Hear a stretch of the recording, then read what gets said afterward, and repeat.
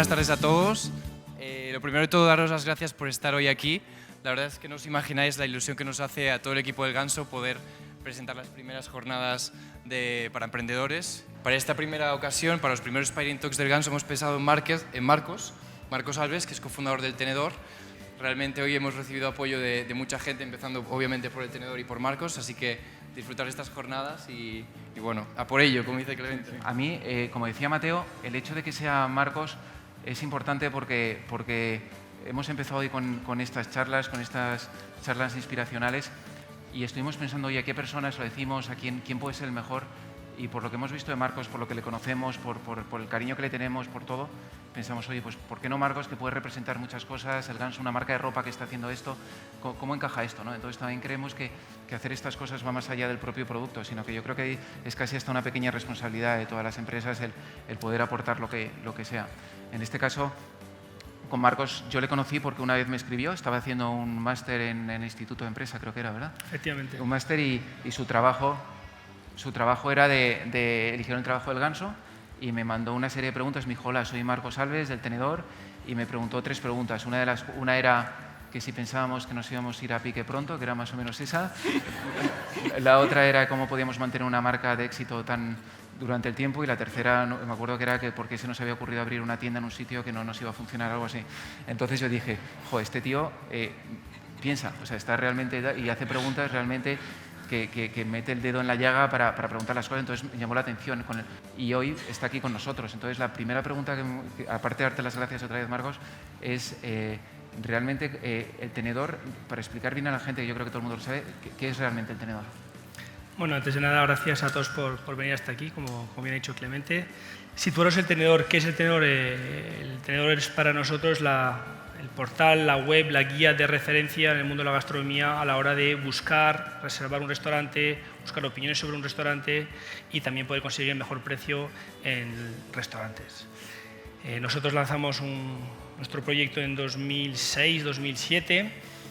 Lanzamos el proyecto con 3 socios gabacho, como me gusta a mí llamarlos, con mucho cariño, evidentemente. Patrick, Bertrand y Denis fueron los socios iniciales conmigo. Y bueno, visitando a un chef en la Torre Eiffel, el chef de la Alain Ducasse, es un chef con muchísimas estrellas Michelin, muy famoso, y vimos que había una problemática en ese sector que no estaba resuelta, es decir, que los restaurantes seguían trabajando con un boli y un libro de papel para gestionar sus reservas. Y es ahí cuando nosotros pensamos en digitalizar ese aspecto, esa parte, que es transformar el libro de reservas de papel en un libro digital y electrónico.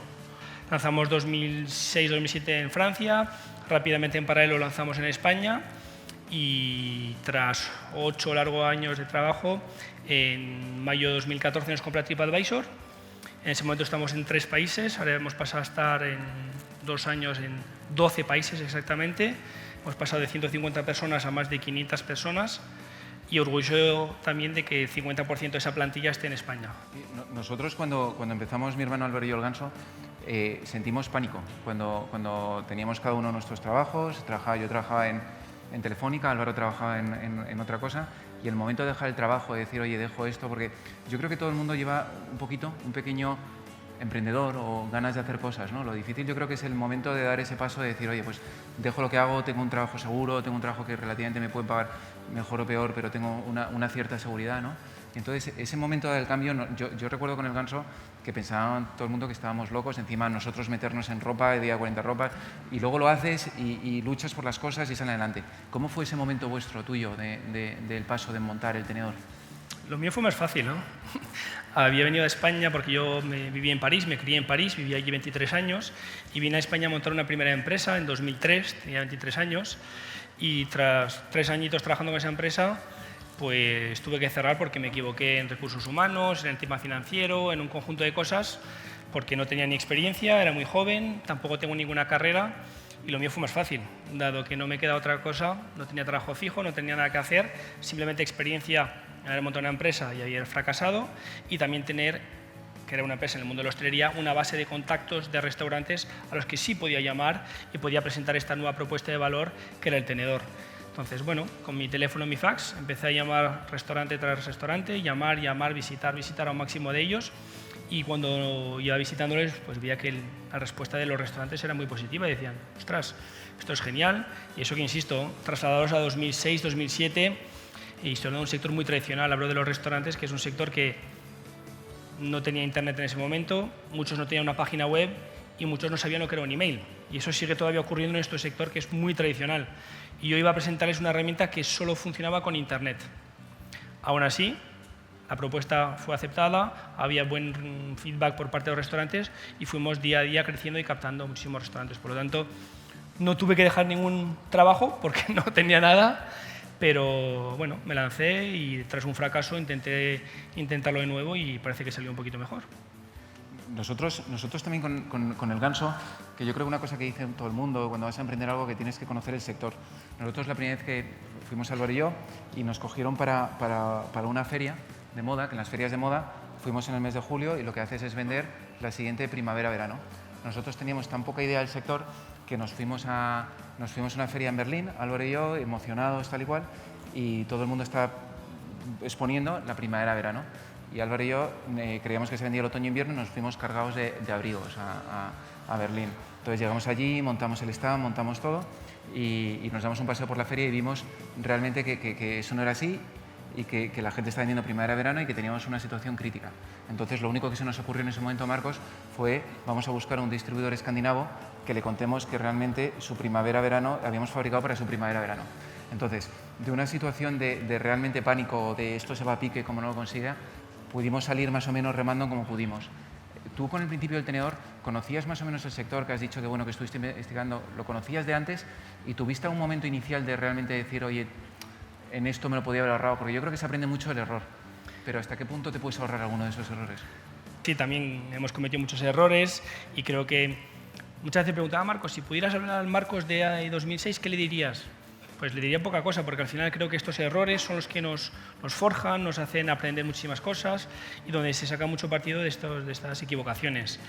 Yo, por contaros una anécdota de las 1000 cosas que hice mal, mis socios en 2009 me dieron un toque de atención bastante fuerte, porque en la estrategia comercial pues empecé a firmar restaurantes por toda España, lo cual le diréis, pues, ¿qué ha hecho mal firmando restaurantes por toda España?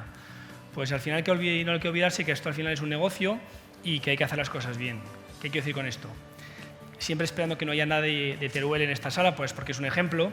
Yo estaba firmando restaurantes por toda España y imaginaros, si firmo un restaurante en Teruel, desde Madrid me obliga a desplazarme a Teruel, lo cual tengo un coste más y soy una pequeña empresa, por lo cual hay que reducir los costes. Me desplazo allí, firmo el restaurante, les pongo el sistema en marcha y demás, pero eso tiene un coste. Para después rentabilizar y sacar rentabilidad de esa inversión, de esa firma, de ese restaurante, en Teruel la población es mucho más pequeña, por lo tanto que en Madrid, por ejemplo.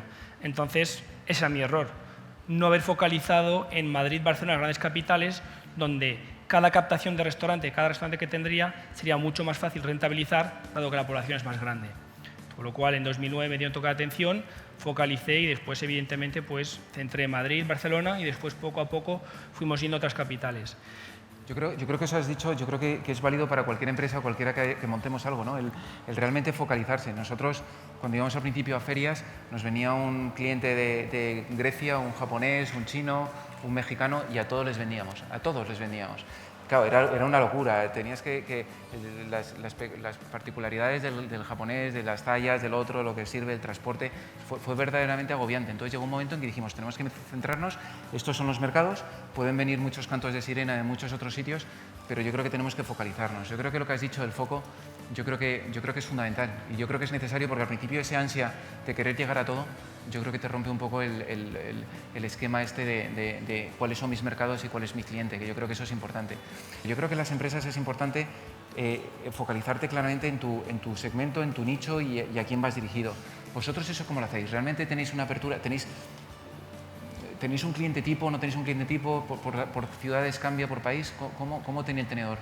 Bueno, nosotros lo primero, cuando estamos trabajando, la suerte que tuvimos es que estamos operando desde el minuto 1 en 2 países, Francia y España. Entonces, arrancamos con una empresa internacional y eso te da muchas ventajas. Es el poder comparar tipologías de clientes, formas de consumir, etcétera, comportamientos.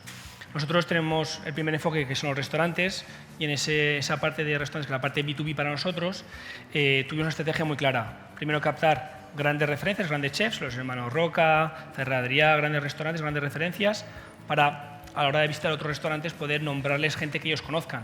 Entonces, primer punto. Después fuimos buscando grandes grupos de restaurantes, como Grupo Tragaluz, Grupo Sagardi, etcétera, sabíamos que también ahí la respuesta de nuestra propuesta iba a tener sentido.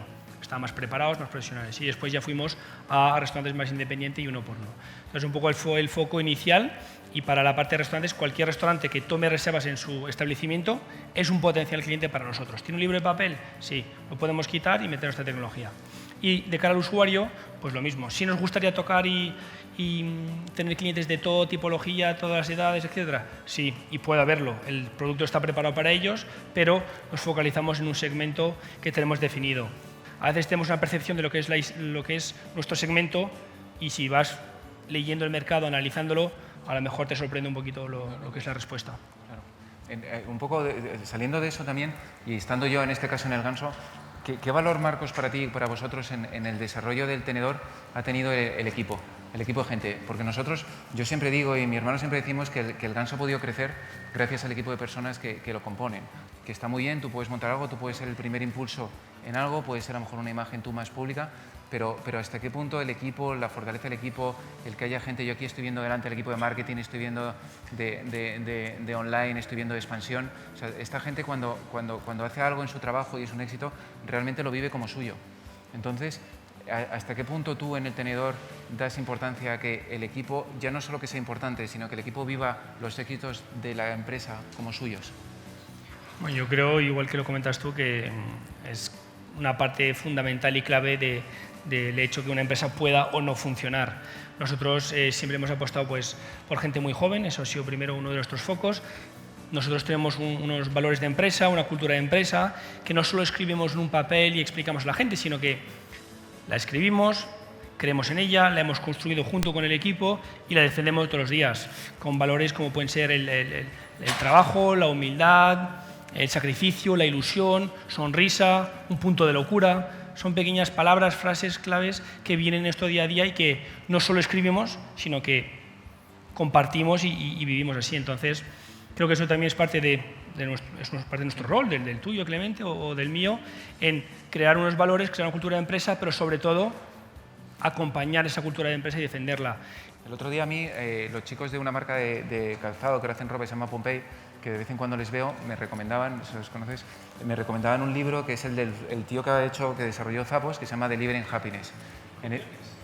¿Tú lo recomiendo siempre yo? ¿Lo recomiendas tú? ¿Verdad? Pues ya lo recomendamos. Muy buen libro. Sí, y en ese libro hablan de la parte importante, que hablan de la cultura de empresa, de la atención al cliente, que es lo que llaman happiness, y de la formación de la gente. Entonces, es verdad, y el tío insiste en eso, y yo creo que una empresa sin gente contenta trabajando en ella, yo creo que es muy difícil. Pero ya no solo gente contenta, sino que realmente entender la cultura de la compañía. Yo creo que es fundamental y es necesaria y es lo que estás diciendo.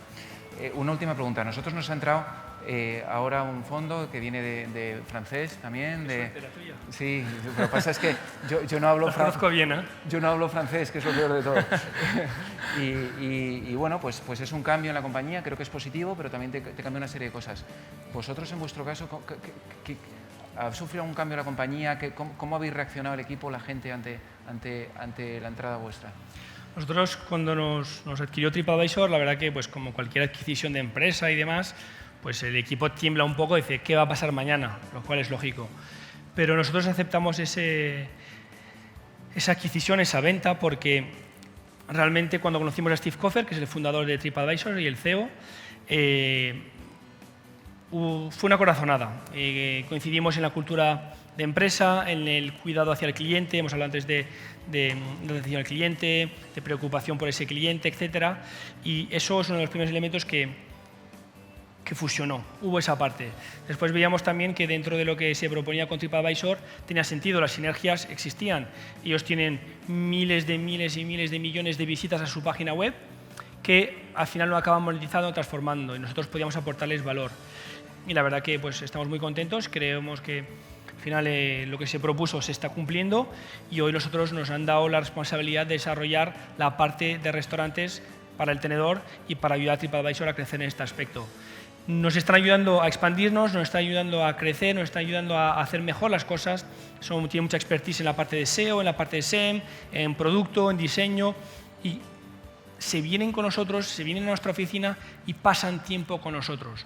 Para mí eso es fundamental, y eso es lo mismo que cuando en tu empresa contratas a una persona, puede esa persona funciona o no funciona, y eso depende de que tú le dediques tiempo a formarla, a prepararla y ayudarla o no. Y TripAdvisor, pues como una empresa más de su grupo, están ayudándonos, están dedicándonos tiempo y nos están ayudando a crecer. Y eso es la situación que estamos muy contentos, creciendo, felices, y he hecho varias apuestas con varios amigos que no estaría más de 1 año y pico en TripAdvisor, llevo ya más de 2 años y la verdad que estoy muy contento. Qué bien, enhorabuena. Oye, aprovecho para a partir de ahora, Mateo tiene preguntas en Twitter, pero también tiene un micrófono, no sé si alguno queréis hacer alguna pregunta, levantad. ¿Qué porcentaje, qué importancia, qué peso tiene el marketing, la comunicación en vuestra empresa, en vuestro crecimiento? ¿Qué campañas, habéis hecho alguna campaña notoria, habéis lanzado al mercado? Bueno, es una buena pregunta en el sentido de que la comunicación es clave, es importante, el marketing también lo es, pero creo que todo lo es a su justo momento. Nosotros, como startup, uno de los problemas que tenemos, como la mayoría de las empresas cuando arrancan, es pocos recursos económicos y poco equipo también. Entonces, es todo muy complejo. Añadiendo esto, que nosotros teníamos que construir la oferta de restaurantes para poder comunicar. Es decir, cuando arrancamos teníamos 0 restaurantes. Entonces, hasta que no ha llegado un momento que teníamos un volumen que estimábamos con el dedo así, si era suficiente para empezar a comunicar, no podíamos hacerlo, porque si tú como usuario vas al tenedor, encuentras 10 restaurantes y no están los que te gustan, pues al final pierdes una oportunidad. Entonces, eso primer tiempo es pensar bien el time to market de cuándo debes empezar a comunicar. Cuando tienes un buen producto, cuando tienes la buena oferta, etcétera, un conjunto de elementos. Una vez que lo tienes, y esto fue después, tras 6 años, que la chica hoy, que es responsable de comunicación, en su momento era responsable de marketing, trabajaba en el departamento de marketing, para que os hagáis una idea, y no existía ni responsable de comunicación, ni nada de esto, ni brand. Antes hablaba de la marca con Clemente. Responsable de brand, wow, no sé ni lo que es todavía. Entonces, creo que es muy importante, pero hay que elegir bien el momento. Hay que ser capaz de salir un poco de su día a día, pensar que somos online y solo se puede comunicar online, no. Nosotros lo pensamos más abiertamente, creemos que no hay ni online ni offline, hay un mercado, hay que ver dónde está tu cliente y acercarte a él. Entonces, eso fue una de las estrategias que hicimos en su momento y que funcionó muy bien. Yo estoy emprendiendo también un poco en ese sector con una serie de innovaciones, entonces, ya un poco mayor, entonces, ¿por qué decidisteis apostar por este sector? Pues mira, lo nuestro fue de ver un nicho de mercado. O sea, nosotros veíamos que había un tipo de ropa que nos gustaba mucho, pero que no nos podíamos permitir. Entonces vimos en un momento determinado que cuando íbamos o salíamos por la noche tal, todo el mundo llevaba las 2 o 3 mismas marcas, todo el mundo. Te estoy hablando hace 13 años.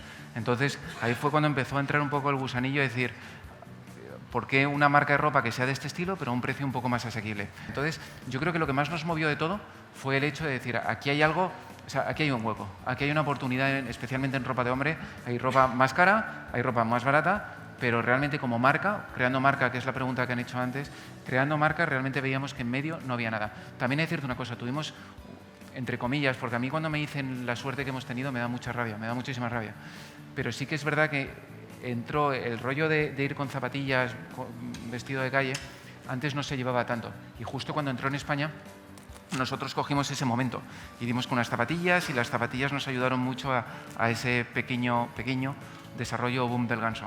Entonces, es un poco eso, es aprender a base de los errores y sobre todo el ver muy claro algo, pero por miedo. Yo creo que hay una cosa que todo el mundo que crea una empresa le da miedo, es decir, tengo una idea muy buena, tengo una idea realmente que creo que aquí hay un negocio, pero no se la voy a contar a nadie porque me la van a quitar.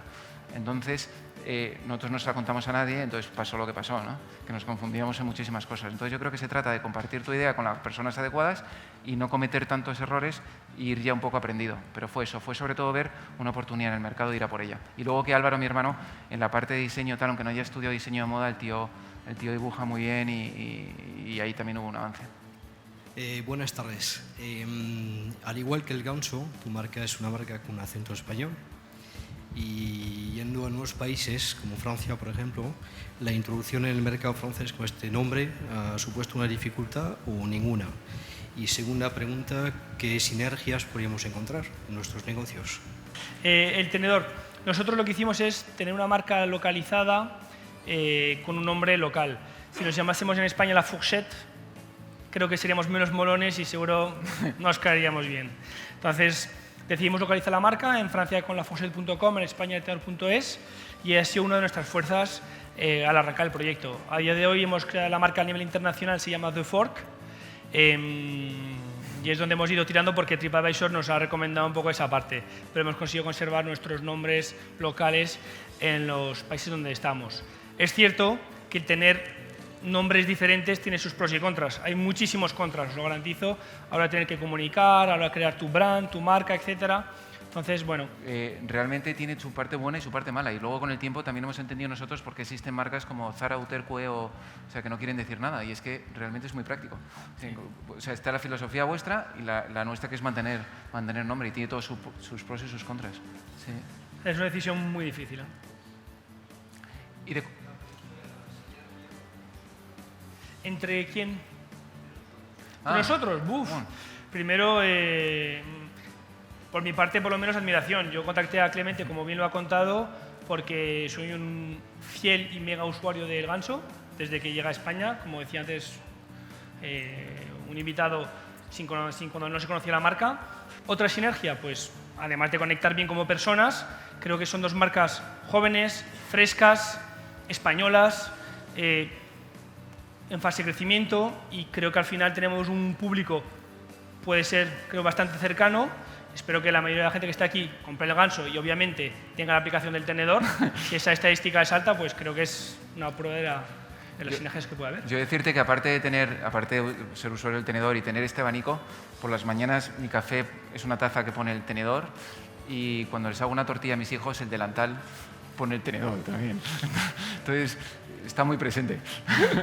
Es importante. Comentabais que no había diferencia entre offline y online, porque ya efectivamente es algo que no hay ninguna frontera, pero sí que es verdad que tal vez el afianzamiento del e-commerce da una nueva oportunidad al punto de venta físico. Sí. Y sí que se abre ahí como una innovación, se fortalece la comunicación del punto de venta físico, tal vez tiene otras funciones. Entonces la pregunta era, ¿cómo afrontáis la innovación del punto de venta físico en vuestro caso? Sí, en el nuestro, bueno, ahí está la tan llamada omnicanalidad, ¿no? El juntar el online y el offline. Nosotros ahora mismo tenemos 150 más puntos de venta del Ganso, nuestros. De todos ellos, la que está creciendo año a año y el crecimiento es mayor, obviamente, es la parte online. Yo ya no te diría el ganso.com, sino lo que es todo lo que rodea en online. Y sobre todo ahora lo que estamos viendo, por ejemplo, ahora hemos implementado ya no solo la recogida en tienda de lo que compras online, sino también el poder ir a la tienda y si hay un producto que no encuentras, desde la tienda que te lo puedan pedir online, mandar a casa, recoger, o sea, realmente el cruzar los dos canales.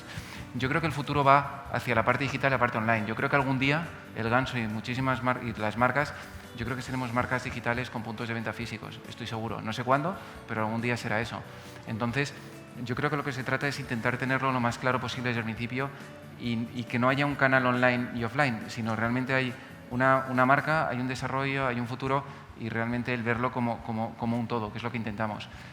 Ahora vamos a sacar nosotros, por ejemplo, después del verano, por primera vez nuestra aplicación, nuestra web, vamos a intentar juntar, que nos ayude a juntar el mundo offline online, pero en lo que has preguntado y lo que dices es un reto enorme que tenemos que verlo como algo que nos ayuda a avanzar, no como un peligro y una separación de canales y que este se quede atrás y este delante, sino que tenemos que verlo como realmente un paso, un avance, y que, o sea, yo creo que la parte logística con la parte también de insuficiencia de stocks y demás, y de oportunidad, yo creo que es una ventaja y nunca es una desventaja. Lo que pasa es que todavía hay un mundo por hacer en este canal, pero tenemos que verlo como una unidad, no como dos partes separadas. Por lo menos es lo que intentamos desde aquí. Yo tengo una pregunta para Marcos. Entonces te quería preguntar por vuestra estrategia de marketing y comunicación, si igualmente la tenéis por mercados, si lo gestionáis todo desde España, si os dirigís de un mismo modo en los distintos mercados, y un poco cuál es el planteamiento internacional que hacéis, ¿no? Esa chica no sé quién es, pero Beatriz, ¿sabe? Creo que... Excelente pregunta. La verdad que es una muy buena pregunta y es el reto al que nos enfrentamos ahora. El tenedor tenemos ya casi una década, se dice pronto, y es un reto. Entonces, vamos a tener que dibujar todo ese plan de comunicación, cómo hacer llegar los mensajes, con qué tonalidad, definir nuestro cliente final, como os hablaba antes del segmento de clientes, y ver cómo adaptar todo eso. Es un reto, no sé cómo lo vamos a hacer. De momento lo que estamos haciendo es localmente cada país comunica a sus usuarios más o menos de una forma similar, pero desgraciadamente no tenemos todavía algo claramente definido. Eso es el reto al que nos enfrentamos y eso es un mensaje también que aprovecho para decir, aun sin tener muchas cosas bien hechas, hemos llegado donde estamos hoy. Entonces, en este caso, la parte de comunicación, de imagen de marca, no ha sido la prioridad. Hoy lo es porque en estos 2 años hemos pasado a estar en 12 países. Pero para mí es todo un reto nuevo. Nunca hemos estado en más de 2 países y medio, porque era España, Francia y Suiza, pequeño país. Y ahora, pues, a ver qué ocurre. La verdad que es muy complicado y si tienes cualquier input o información además o quieres venir a trabajar el tenedor, bienvenido. Oye, que esto es una charla... Entre amigos. Es que la pregunta que te ha hecho va relacionada porque tenemos un reto enorme nosotros de cómo realmente comunicar en cada uno de los países y ahí estamos dando muchas vueltas, incluso cómo manejar las redes sociales, si en forma global, si cada país, en Francia, pues a lo mejor si no te diriges en francés es más complicado porque el inglés, entonces ahí es un reto importante para las marcas, ¿eh? Sí que es un reto importante, hay cosas que no tenemos todavía bien claras, pero otras sí. Me interesa mucho, teníais esos restaurantes, o sea, esa transformación digital que ahora está tan de moda, pero hace 10 años hablamos de que los restaurantes que estaban acostumbrados a recibir a sus clientes, pues meter todo un libro de reservas online, ¿no? O sea, yo llevo un año tratando de hacer transformación digital en el sector del bricolaje, que también es un sector muy antiguo, ¿no? Entonces me interesaba mucho esa experiencia de llegar a un restaurante o de llegar a muchos restaurantes en Madrid y sobre todo en Teruel, ¿no? ¿Qué les cuentas para realmente convencerles de que su negocio está en Internet, ¿no? Gracias por la pregunta. La verdad que, insisto, para situaros un poco, cuando yo empecé, el mejor móvil del mercado era el BlackBerry, ¿no? Esa pequeñita BlackBerry negra con la bolita en el medio. Ese era el mejor móvil del momento, para situaros un poco. Al final, lo importante, y eso que decía al principio, por eso cuando decía antes, que no cualquiera se lanza a emprender porque no es fácil. Yo siempre digo que hay 4 preguntas que te debes hacer. Y una de ellas es qué valor aporta tu servicio, tu producto a ese segmento, a ese cliente. ¿Cuál es el valor añadido que estás aportando? Si eso no lo están percibiendo, es que tu propuesta de valor no está respondiendo a su necesidad real. Tienes que analizar cuál es la necesidad de tu segmento, de tu mercado, cuáles son sus problemas y mejorar para que esos problemas se conviertan en algo fácil de gestionar. Entonces, habría que profundizar en ello, pero si ahora mismo te está respondiendo el mercado, es que tu propuesta de valor no está adaptada. Tú tienes una idea en lo que es la solución, pero no es la solución de lo que está esperando el mercado. Habla más con ellos, pídeles más feedback, que te critiquen lo que tienes hecho y a partir de ahí vais a poder avanzar. Pero sí es complejo. Buenas tardes. Mi pregunta es, además de la inspiración que hacéis con los viajes, ¿en qué otras cosas te inspiras?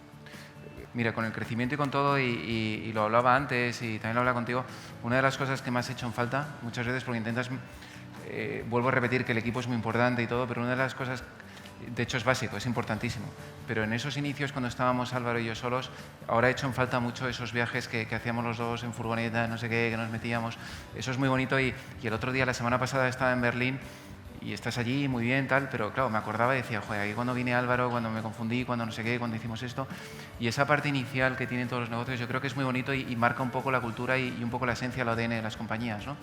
Yo creo que ahora los puntos de inspiración, cuando las empresas crecen y demás, yo creo que por supuesto está en producto y en producto yo creo que se trata de mantener un mismo ADN, pero ajustándote un poco a las tendencias que hay en cada momento. Pero yo fíjate, yo te diría que la inspiración ya no es solo en producto.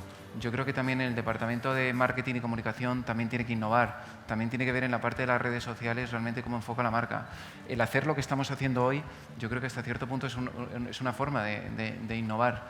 Yo creo que también en la parte, en la parte online, en recursos humanos, en la forma en que el departamento de recursos humanos intenta mantener el talento dentro de la compañía, también es una forma de buscar inspiración en otras compañías. Cuando hemos hablado antes del Delivering Happiness de Zappos, realmente yo creo que son ejemplos.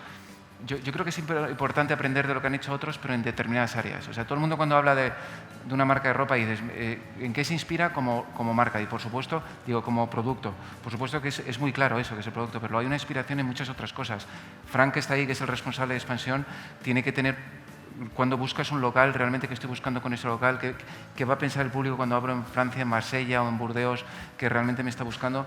Yo te diría que esa inspiración o esa innovación, que es un paso más, yo creo que tiene que abarcar a toda la empresa y no la podemos perder nunca. En un principio lo hacíamos Álvaro y yo solos, que tiene un lado romántico, incluso te diría muy bonito, pero yo creo que el gran reto de esta empresa, y que hasta cierto punto algo se ha hecho bien, es que la gente que ha venido después o los equipos que han creado, que sigan buscando esa misma inspiración y esa innovación, que yo creo que es fundamental. Buenas tardes. Mi pregunta es, cuando has hecho una empresa y ha ido creciendo y la ha ido levantando como un niño, cuando te viene todo el mundo, un emprendedor, espera la llamada de un fondo o de un inversor, ¿qué ponéis en la mesa o qué habéis puesto en la mesa para efectivamente decidir ceder parte de la empresa? Pues, mira, en nuestro caso fue en octubre pasado y han venido durante los últimos años, han venido de distintos tipos de posibles inversores, desde fondos, empresas industriales, distintas oportunidades. Al final nosotros lo hemos hecho el origen es Louis Vuitton del LVMH, porque realmente hemos visto que nos aportaban un saber hacer y nos pueden ayudar a la internacionalización. Nosotros estamos viendo que aparte de, a mí es que decir la palabra profesionalización parece que los de antes no éramos profesionales, ¿no? Y que de repente esto te lo profesionalizan, pero creo que hasta cierto punto nos está haciendo trabajar con una serie de criterios que es importante y te ponen las pilas en una serie de cosas. Pero también, por otro lado, era importante en la entrada en este caso en el nuestro, era alguien que nos pudiera hacer mejores y que nos pudiera hacer crecer, especialmente fuera de España, sin perder el control y haciéndolo con alguien que ya lo ha hecho antes con otras compañías. Para nosotros era importante. Pero también, por otro lado, te digo también, el gran miedo que hemos tenido siempre es que una empresa familiar que empieza como ha empezado, de forma todo muy manual, muy tal, intentando mucho con la pasión, la motivación de los equipos, nuestro miedo de decir, joder, ahora de repente entra esto, el VMH, o sea, que no perdamos la esencia de todo. O sea, ese siempre ha sido nuestro gran miedo, el no perder la esencia. Yo sé que las empresas tienen que crecer, tenemos que abrir, tenemos que hacer nuevos mercados, pero lo importante es que sigamos haciendo estas cosas. O sea, no podemos perder lo que realmente nos ha hecho crecer. Lo ha dicho antes Marcos muy bien. Si realmente hemos llegado hasta aquí con nuestras cosas buenas y malas, es que tampoco lo hemos hecho tan mal. Yo te diría lo mismo del Ganso. Entonces, el gran reto que teníamos teníamos que elegir a alguien porque el crecimiento es muy fuerte, pero el gran reto era, no podemos fallar en quien elijamos. No podemos fallar porque el fallo puede ser mortal si el resto del equipo no entiende a quién hemos elegido y no mantenemos la cultura de empresa que hemos tenido hasta ahora. Entonces, ahora lo que más estamos trabajando con distintos departamentos, desde marketing hasta recursos humanos, realmente es que sigan sintiendo lo mismo, que cuando haces una ampliación de la tienda o tienes que abrir o hacer un inventario, que lo sigas haciendo porque crees en la compañía, y eso es fundamental, no perderlo nunca. Y espero que no hayamos fallado, creo que no, pero espero que no hayamos fallado en el socio en estas cosas, porque entonces puede ser muy peligroso. En nuestro caso, al final, se trata de pensar bien, elegir bien al socio. En nuestro caso han comprado 100% de la empresa y nosotros lo que teníamos claro es entender qué iba a pasar después y cuál iba a ser el objetivo. Clemente lo ha dicho muy bien, cuando llegas a un nivel y quieres escalar tu empresa a nivel internacional, te hace falta ciertos recursos económicos principalmente que a lo mejor no puedes tener. Entonces, eso es una primera parte.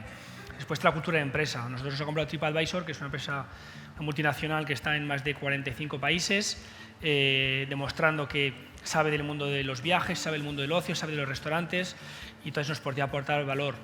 Y otro aspecto es la experiencia que tienen ellos en todos esos mercados. Gracias a ellos íbamos a tener más datos a la hora de abrir un país. Por ejemplo, abrir en Italia, con todo el tráfico, toda la información que tienen, sabes cómo es el perfil del usuario, sabes qué ciudad funciona mejor o no, entonces te dan acceso a muchísima información que tiene sentido dentro de tu negocio. Entonces, lo hemos visto como una ayuda para ir más allá con nuestra idea. La idea, sin embargo, sigue siendo la misma. Queremos revolucionar el sector de la hostelería, la restauración, a nivel mundial. Queremos democratizar la gastronomía. La misión, el objetivo es el mismo, lo único con más recursos, con más inteligencia y, como hemos hablado también, ha dicho Clemente, nos estamos profesionalizando de una cierta forma, aprendiendo a escalar, a aceptar que otra empresa te vaya ayudando a eso. Pues creo que ha sido una decisión positiva y lo estamos viendo por el camino que estamos llevando, pero todavía nos quedan muchísimos retos. Creo que mientras la esencia y el ADN, que es lo que estamos hablando, se mantenga, bien. Después, pues una vez que has vendido tu empresa, en mi caso el 100%, pues mañana nos pueden echar, pero no es el deal, no es el caso y el tiempo está demostrando que estamos por buen camino. Antes preguntaban también por mail, que te lo traslado igualmente, aunque yo creo que ya lo han preguntado. cómo habéis conseguido también romper la barrera del descuento y de comunicarle a alguien que a lo mejor es un poco más tradicional de, oye, hay que meterse en esto. Bueno, al final se trata de explicar las cosas con cabeza, explicar bien el valor que aporta el negocio y lo que aporta sobre todo Internet, que es una herramienta muy potente. Nosotros siempre presentamos tanto nuestro libro electrónico, los descuentos, las promociones, como un abanico de herramientas que están a disposición del sector, de los restaurantes. Y ellos pueden usarla bien o menos bien en función de lo que ellos necesiten. No hay ninguna restricción, no hay ninguna obligación, simplemente vamos evolucionando con el mercado y adaptándolos. Igual que se ha digitalizado muchísimos sectores como hoteles, aviación y otros, creemos que la hostelería también puede hacerlo. Al final siempre es pensar con ellos con la cabeza, es decir, si tienes un producto que está a punto de caducar, prefieres venderlo más barato, prefieres tirarlo, pues prefieres sacarlo. Tienes el restaurante medio vacío, pues si te podemos echar un cable promocionándolo, pues te vamos a ayudar en ese sentido. Entonces, siempre que vayas aportando un valor, ayudándoles a crear más facturación sin dañar a tu partner, porque al final es tu partner, pues las cosas van saliendo. Nosotros estamos también en una fase de educación, de educarles a utilizar Internet, de utilizar las nuevas tecnologías, y la gente no se imagina el desgaste que hay detrás de todo esto, porque no es solo firmar un contrato con el restaurante, que casi diría yo que es la parte más fácil. Nosotros somos capaces de firmar restaurantes a punta pala, de verdad. Tenemos una organización, una mecánica, unos procesos muy potentes a día de hoy. Pero después hay que visitar el restaurante, formar el equipo, formar al director, explicarles cómo funciona la tecnología, y eso es paciencia, inversión, acompañamiento, y eso es muy complicado. Respondiendo también, enganchándome la pregunta de antes, de cuando viene una empresa a invertir o ayudarte o que te quiere comprar, pues sí, ¿qué ocurre? En nuestro caso, la energía, los recursos necesarios para crear este mercado nuevo, el coste es muy alto. Es más, durante los X primeros años, muchos hemos tenido un EBITDA negativo, es decir, las finanzas eran malas. ¿Por qué? Porque son muchos recursos humanos, muchas personas que van uno por uno captando restaurantes. Insisto bien, uno por uno. Ese coste es inmenso. Entonces, ahí está la dificultad de nuestro sector, y tenemos que generar muchísimo volumen, muchísimo tráfico al site, negocio, para poder hacerlo rentable. Entonces, hemos ido poco a poco, hemos ido explicando, educando, y bueno, en esta labor hemos ido avanzando, y al final creo, como he dicho antes, si estamos a día de hoy avanzando y creciendo a este nivel es porque algo les aporte. Si todo fuese negativo, pues no creo que estuviésemos aquí. Y poco más. Siento repetir, pero es que hay una cosa, a mí lo del término emprendedor es algo que está ahí, que se ha puesto de moda, se puede llamar empresario, creadores de empresa, como queramos llamarlo. Pero yo creo que el perfil vuestro, tú has definido muy bien lo que es un emprendedor y la sangre de emprendedores que tenéis los dos, ¿no? De coger un proyecto e ir a por él. Pero yo creo que la clave también está en otro concepto muy parecido que yo escuché el otro día y que se me quedó grabado, que es aprendedor.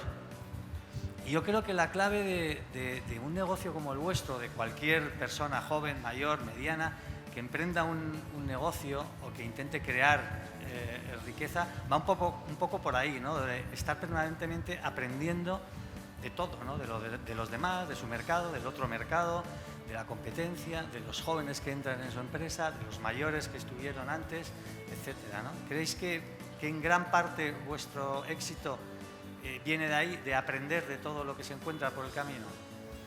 Sinceramente creo que ha resumido muy bien qué es el perfil emprendedor, y es esa capacidad de aprender, antes lo he nombrado, lo he dicho, esa humildad que te permite pues bajar a la tierra, escuchar, aprender de los demás. Y hubiese sido muy curioso e interesante que nos hubiesen puesto un micro a Clemente y a mí cuando hemos llegado y hemos empezado a charlar, porque a lo mejor desde el exterior parece que somos todo confianza, todo seguridad, todo es maravilloso, pero los dos hemos empezado a preguntarnos sobre nuestras preocupaciones mutuas. ¿Y tú cómo tal? ¿Y tú cómo cual? Pues eso, la capacidad de escuchar al vecino, de preguntar, de pedir ayuda, creo que es lo que nos hace crecer. Y insisto y repito muchísimo, esa humildad en saber que alguien es mejor que tú, que vas a aprender de él, lo importante es que sepas absorber de él y hacerlo mejor o diferente. Y eso creo que es lo que define el emprendedor. Sí, capacidad de aprender es clave, y por eso cuando me preguntan, Marcos, ¿por qué sigues en TripAdvisor ahora mismo y con el tenedor? Pues porque cada día sigo aprendiendo muchísimo. Yo no tengo ninguna carrera, no he estado en ninguna multinacional, y esta es la mayor multinacional para mí que he conocido. Entonces, cada día aprendo cosas de mis compañeros, de mis amigos, de las experiencias, y de estar aquí hoy. Pues para mí esto es un aprendizaje y después charlaré, preguntaremos, tal. Cada cosa nos inspira, cada cosa nos aporta, o por lo menos yo es la forma que tengo de ver las cosas en el día a día y así vamos avanzando. Yo creo que hay que aprender en el día a día, pero de todo el que te rodea, y has dicho dos de los que son mayores, que yo creo que es importante porque parece que la gente mayor se queda fuera y yo creo que es fundamental porque la experiencia es un grado, pero yo creo que también de la gente joven. O sea, yo creo que es fundamental. Yo aquí hay mucha gente, yo soy de los mayores y realmente te das cuenta que hay mucha gente de la que aprender y fijarte y cómo actúan, cómo funcionan, cómo todo. Yo creo que realmente es tener los ojos abiertos y yo a veces incluso me agobio de quieres leer, quieres ver, quieres aprender, quieres tal y dices, no puedo asimilar tantas cosas porque ahora todo se nos echa encima y nos falta justo el tiempo, ¿no? Para poder dedicar tiempo a realmente interiorizar las cosas. Pero yo creo que directamente a las personas, como has dicho tú o has preguntado, yo creo que es básico aprender de la gente que te rodea en el día a día. Yo creo que eso es fundamental. Y ese punto de humildad de saber que hay alguien que te puede enseñar algo cada día, yo creo que es básico. Yo creo que es básico. Y un apunte más, yo no sé, Clemente, pero supongo que sí. Nos han comprado, las cosas van avanzando, vamos creciendo, pero la base, la esencia de nuestras personalidades, por lo menos en mi caso, y creo que Clemente es la misma, se han mantenido, no ha cambiado nada, seguimos en el día a día y tan solo con mandar un email a nuestra oficina o preguntar a cualquier compañero nuestro, mío, veréis, sigo siendo el mismo pesado desde el día 1 hasta hoy. Cuando voy por la calle estoy con mi móvil mandando emails, mira este nuevo restaurante y este lo tenemos y este le hemos llamado y este hemos puesto una pegatina. Soy el mismo que hace 10 años, había aprendido un poquito más, pero con esa misma actitud, siendo pesado. Y Clemente le digo reírse porque entiendo que cuando viaja, pregunta, mira, hace fotos Álvaro lleva parte de redes y le escribo, pero ¿qué hemos colgado hoy? Y me explica, me dice, no, es que los millennials lo hacen así. Entonces, vale.